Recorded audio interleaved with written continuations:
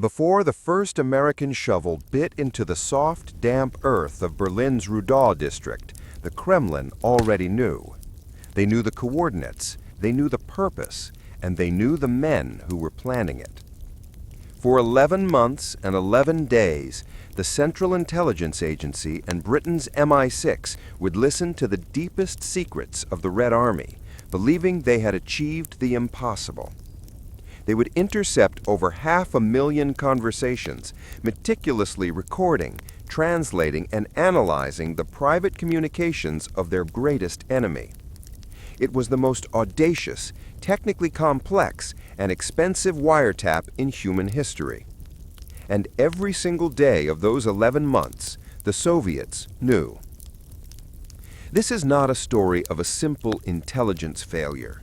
It is the story of a paradox. It's the story of Operation Gold, a mission built on staggering engineering genius and compromised by catastrophic human betrayal before it even began.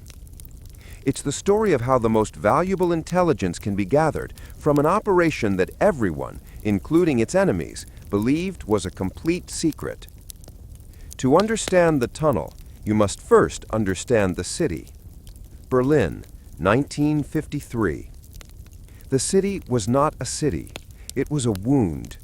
Less than a decade after the fall of the Third Reich, it existed as an island of fractured alliances floating in a sea of Soviet red. The western sectors, American, British, and French, were a neon-lit, jazz-filled, paranoid outpost of capitalism, entirely surrounded by the German Democratic Republic, a state held together by Russian tanks and secret police. The scar was the line. It ran through streets, bricked-up windows, and buried subway stations. On one side, a GI could buy a Coca-Cola. A few yards away, a Vopo, an East German People's Police, guarded a world of breadlines and state-controlled news. For the newly formed CIA, Berlin was the front line of the Cold War. It was, as one station chief called it, the listening post. But there was a problem. They weren't hearing enough. The airwaves were a cacophony of noise. CIA and NSA listening posts in West Berlin were aimed like digital shotguns at the sky, pulling down Soviet military radio traffic. But the most valuable intelligence, the strategic, high-level commands from Moscow to its generals in East Germany, was not trusted to the air. It was sent through a complex system of underground landline cables. These cables were buried deep in the Soviet sector. They were untouchable. At the Berlin Operations Base, BOB, the mood was desperate. The brutal suppression of the East German uprising in June 1953 had proven how little the West truly knew about the Kremlin's intentions. Stalin was dead, and a new unstable power struggle was underway in Moscow. The world was holding its breath, terrified of the nuclear-armed bear, and the CIA was effectively deaf. They needed a way in. They needed to hear the unhearable. In Vienna, a different kind of operation had just concluded. The British MI6, working with the Austrians, had successfully tapped a Soviet cable. It was a smaller, shallower affair, but it had worked. The man who ran that operation, a charming British SIS agent, brought the idea to the Americans. The Americans, flush with post-war cash and can-do arrogance, had a very different scale in mind.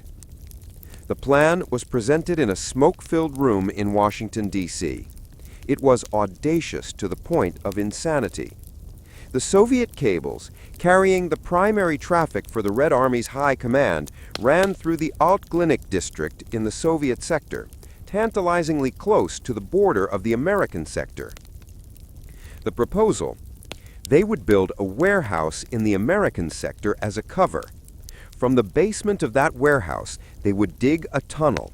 Not a small hole, but a sophisticated 1,476-foot, 450-meter tube running undetected under the feet of Soviet border guards, under roads, and directly beneath the heavily guarded Soviet territory. They would find the cables, break into them without triggering any alarms, and listened to everything. They called it Operation Gold. The arcs were astronomical. If discovered, it wouldn't just be an international incident, it would be an act of war. The diplomatic fallout would be catastrophic. The lives of the diggers and technicians would be forfeit. But the potential prize? To hear the unvarnished, internal monologue of the Soviet war machine. To know their plans, their fears, their capabilities, and their intentions straight from the source. The operation was greenlit by Allen Dulles, the director of the CIA. He loved it. It was the kind of bold, cloak-and-dagger move he lived for. But as the plans were being drafted, a different meeting was taking place in London. A dapper, trusted MI6 officer named George Blake was reviewing the plans. He was part of the joint British and American team. He was intelligent, capable, and highly respected. He was also a communist and a double agent recruited by the KGB during his time as a prisoner in the Korean War. Blake looked at the blueprints for Operation Gold, the maps, the technical specifications, the timelines. He memorized them, and at his very next meeting with his KGB handlers, he told them everything. The Soviets now had a dilemma. If they discovered the tunnel while it was being dug, it would expose their mole, George Blake, who was far too valuable to lose. It would also alert the Americans to the fact that their inner circle was compromised. So the Kremlin made one of the most cynical and brilliant decisions of the Cold War. Let them build it. Let the Americans and the British spend millions of dollars. Let them risk hundreds of lives. Let them dig their absurd, elaborate tunnel. And when they were finished, when they had plugged their headphones into the heart of the Soviet command, the KGB would be waiting. They would control what the West heard. They would feed them a curated mix of real, low-level intelligence and devastating disinformation. The tunnel, designed to be the West's greatest secret, was now the KGB's greatest trap. In the district of Rudau, a new U.S. Air Force installation was announced. The official story was that it was a radar and signal station, explaining the heavy radio equipment and the 24/7 construction. The high fences and armed guards were standard procedure for a sensitive military site. Inside, the U.S. Army Corps of Engineers began digging. This was not a job for spies. It was a job for miners and sandhogs, men used to building the New York subway. They worked in 3 shifts, around the clock, in total secrecy. The earth they excavated, over 3,100 tons of it, couldn't simply be piled up outside. That would be too obvious. Each load of dirt was meticulously logged, driven away in covered trucks, and dumped in discrete locations around West Berlin, sometimes disguised as fill for new construction projects. The tunnel itself was a marvel of engineering. It was 6 feet high, lined with steel, and packed with the most advanced electronics of the era. To avoid detection by seismic sensors, the digging was done almost entirely by hand, using short shovels and passing buckets down the line. The air was thick with damp clay and human sweat. Silence was paramount. The diggers, mostly German laborers paid handsomely for a job they weren't allowed to understand, communicated in whispers. Above them, just a few feet away, Soviet patrols walked their routes. As they pushed deeper into the Soviet sector, the risks multiplied. They hit the water table, and the tunnel began to flood. Massive pumps had to be brought in, their noise masked by the construction of the warehouse above. They encountered a thick layer of blue clay that was impossible to dig through, forcing them to change depth. And then there was George Blake. In London and Washington, CIA and MI6 analysts debated the project's viability. One man, however, was always at the center of the planning, George Blake. He reviewed the progress reports. He knew about the flooding. He knew about the technical challenges. And he passed it all to Moscow. The KGB, in turn, passed instructions to their communications officers in Germany. Do not change your procedures. Do not alter the cables. Act as if nothing is happening.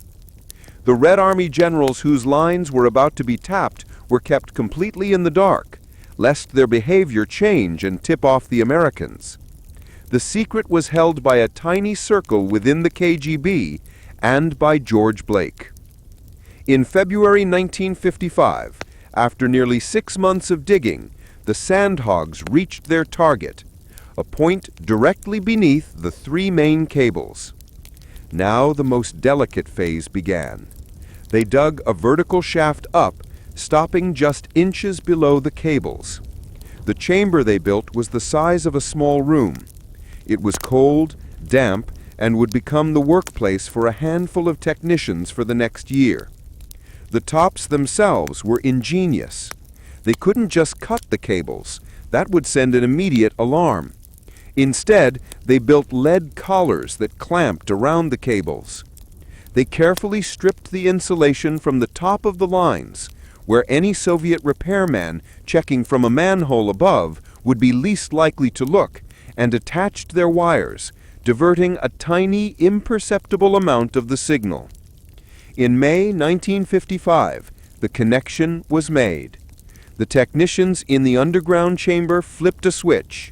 The signal was sent back through the 1,476-foot tunnel, up into the warehouse and into a bank of Ampex tape recorders. They put on their headphones, and for the first time, they heard it. The sound was clear. It was a Russian officer complaining to a comrade about the poor quality of the sausage at the mess hall. It was a general receiving logistics reports. It was an intelligence officer giving orders. It was the unshielded, private voice of the Red Army. Back in Washington, the operation was hailed as a triumph. The volume of intelligence was staggering. They were recording 24/7, filling thousands of tapes. A massive translation and analysis effort was launched.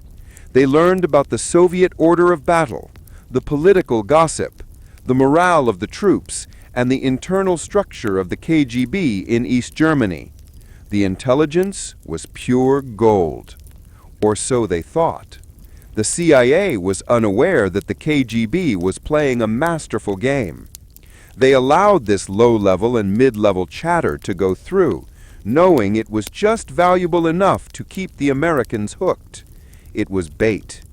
They sacrificed their operational security in Berlin to protect their crown jewel in London, George Blake.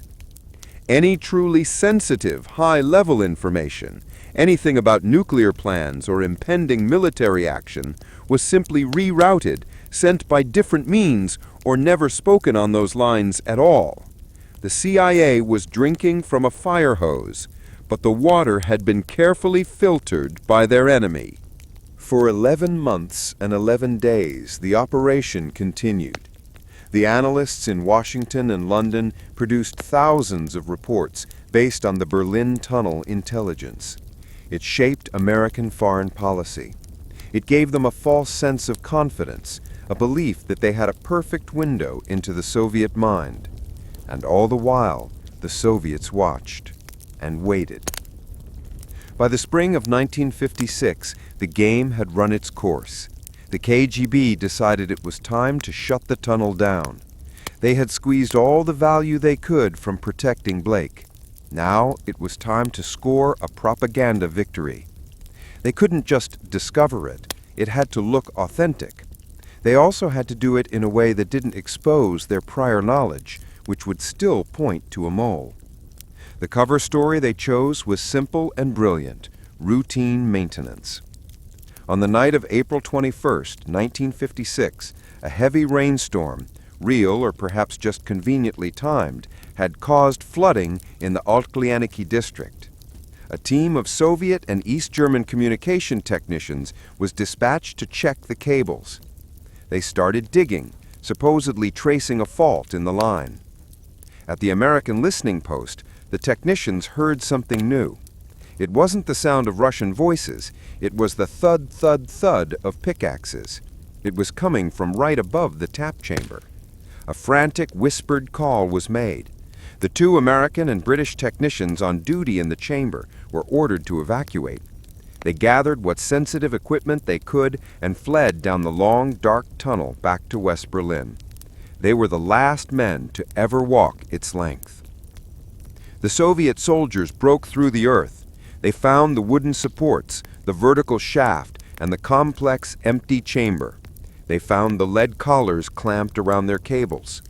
The discovery was immediate and loud.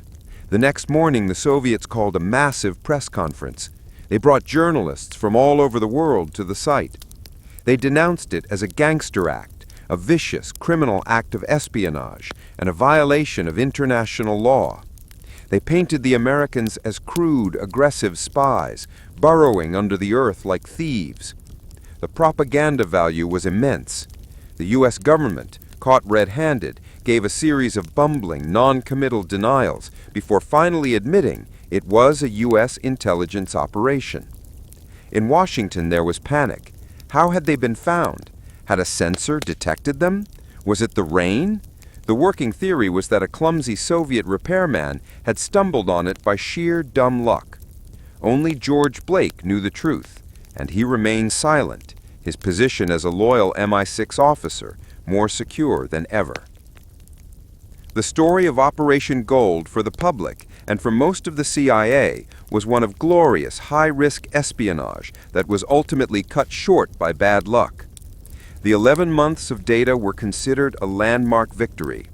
Alan Dulles himself, when briefed on the discovery, famously remarked, "It was a wonderful operation." He had no idea. The true ending of the story wouldn't come for another 5 years. In 1961, George Blake was finally exposed, arrested, and put on trial in London. The full extent of his betrayal became clear. He confessed to everything, including Operation Gold. The news hit the CIA like a physical blow. Every single report, every assumption, every policy decision based on the tunnel data had to be reevaluated. They had been listening not to the real Soviet army, but to a version curated by the KGB. The pure gold they thought they had was at best contaminated and at worst pure pyrite. And yet the paradox remained. Years later, analysts re-examining the 50,000 reels of tape came to a surprising conclusion. While the strategic intelligence was a bust, the KGB had filtered it. The tactical intelligence was not.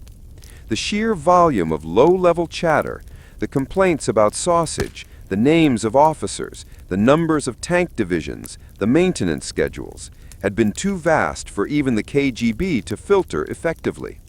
From that useless data, the CIA had managed to build a complete, detailed, and accurate model of the entire Soviet military structure in East Germany. They learned how the Red Army was organized, from the platoon level up. Operation Gold was, at the same time, one of the greatest intelligence coups and one of the greatest intelligence failures of the 20th century. It was an operation so audacious, its planners never imagined it could be compromised, and so compromised, its enemies never imagined it could still be a success. It remains a monument, buried in the damp Berlin earth, to the idea that in a world of espionage, the truth is almost never what it seems.